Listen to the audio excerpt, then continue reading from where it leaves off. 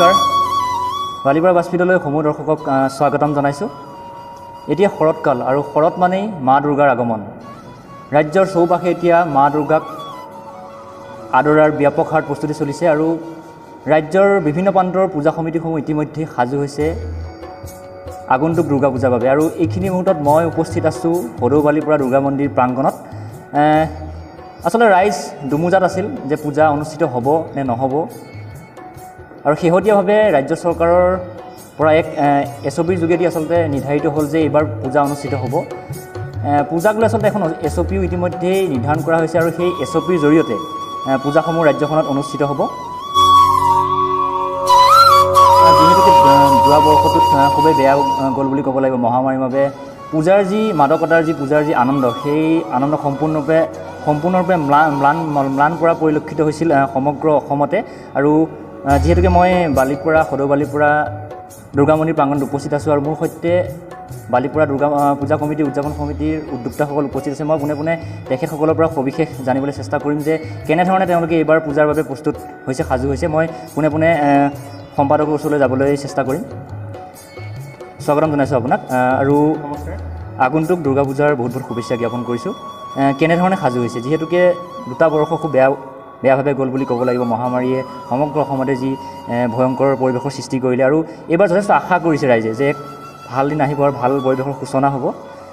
পূজালৈ মাজত মাত্ৰ কেইটিমান দিন, কেনেধৰণে সাজু হৈছে আপোনালোকে? বিশেষভাৱে কেনেধৰণৰ পদ্ধতি অৱলম্বন কৰিছে আপোনালোকৰ পূজা কমিটিৰ ফালৰ পৰা? যিহেতুকে এখন SOP ইতিমধ্যেই ৰাজ্য চৰকাৰে জাৰি কৰিছে, আপোনালোকৰ ফালৰ পৰা আপোনালোকে কেনেধৰণে সাজু হৈছে? শাৰদীয় দুৰ্গা পূজাৰ শুভেচ্ছা জ্ঞাপন কৰিলোঁ।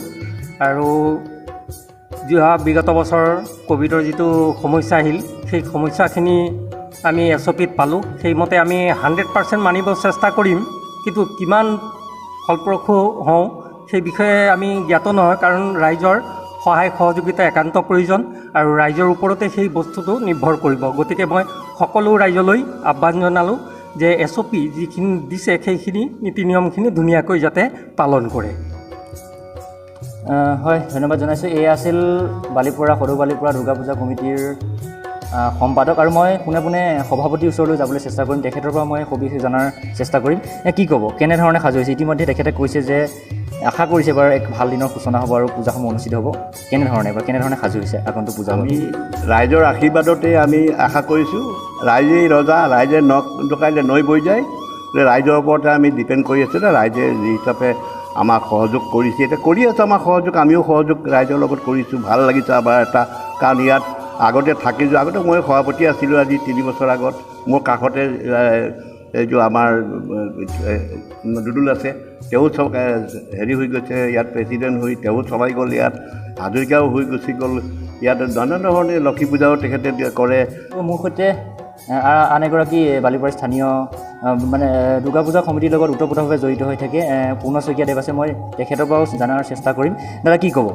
যিহেতু যোৱা বৰ্ষটো খুবেই বেয়া গ'ল, পূজাৰ যি আনন্দ সম্পূৰ্ণৰূপে ম্লান পৰা পৰিলক্ষিত হ'ল সমগ্ৰ ৰাজ্যখনতে। এইবাৰ যথেষ্ট আশা কৰিছে ৰাইজে যে ভাল দিন হ'ব, ভাল পৰিৱেশৰ সূচনা হ'ব। কেনেধৰণে সাজু হৈছে এইবাৰ, কি ক'ব? প্ৰথমে মই অসম চৰকাৰক মই ধন্যবাদ দিব লাগিব, আৰু মাননীয় অসমৰ মুখ্যমন্ত্ৰী হিমন্ত বিশ্ব শৰ্মাক মই ধন্যবাদ দিব লাগিব।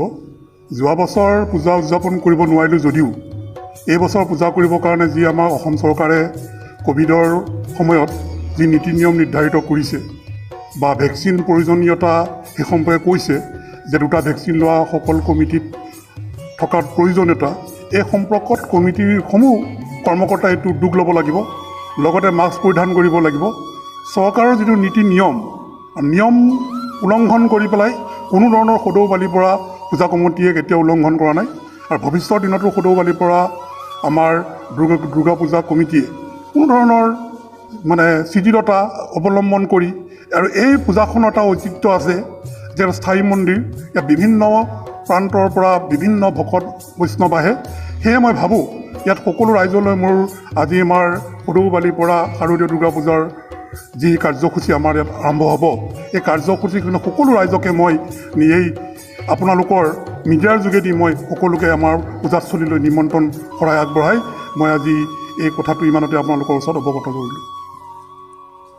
হয় ধন্যবাদ জনাইছোঁ। এই দুৰ্গা পূজা মই প্ৰত্যেক বছৰ বুলি নহয়, মই 3 বছৰৰ কাৰণে গোঁসানী মোৰ ল'ৰাই দিয়ে, দিল্লীত থাকে বিজয়জিৎ শইকীয়া। এইবাৰো তাৰ লাষ্ট টাইম, আৰু খৰচা চৰ্চা চব সিয়ে দিয়ে। সেইখিনি আশীৰ্বাদ পাইছোঁ, ল'ৰাৰ পৰাও পাইছোঁ, ৰাইজৰ পৰা পাইছোঁ। গতিকে ভাল এটা লাগিছে যে পূজাখন খুব ধুনীয়াকৈ হৈ যাব।